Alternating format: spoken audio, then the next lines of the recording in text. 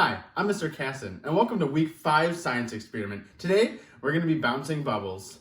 The first thing we're going to do is make our own homemade bubbles.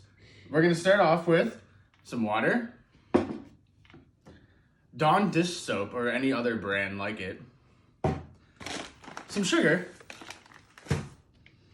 a shallow container, kind of like this one, any sort of fleece gloves. I know you kids have a pair like this at home, a tablespoon, and a bubble wand. And if you want to get real creative, you can make one at home, but we're just going to use one we have.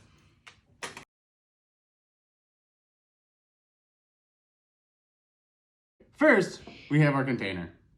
Next, we're going to pour 4 tablespoons of water directly into the container. Next, we're going to pour 2 tablespoons of sugar into the water. And the sugar is going to help the bubbles be stronger and so they don't evaporate as quick. Next, we're going to want 1 tablespoon of Dawn dish soap. And you're going to just mix this all in until all the sugar is dissolved. Now that we have this all nicely mixed and the sugar is all dissolved, let's take our glove and put it on and try out our bubbles.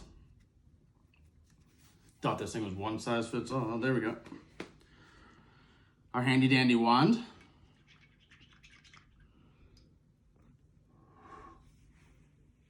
You missed totally.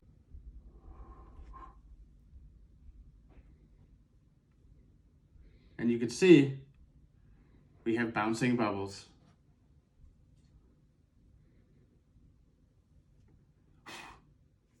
So what did we learn today? We learned that we can take some sugar and dissolve it in water and dish soap, and we can make that liquid strong enough to actually bounce bubbles. Thank you for watching this week's science experiment, and stay tuned for next week's. It's gonna be a good one. And remember, don't do any of this without adult supervision at home.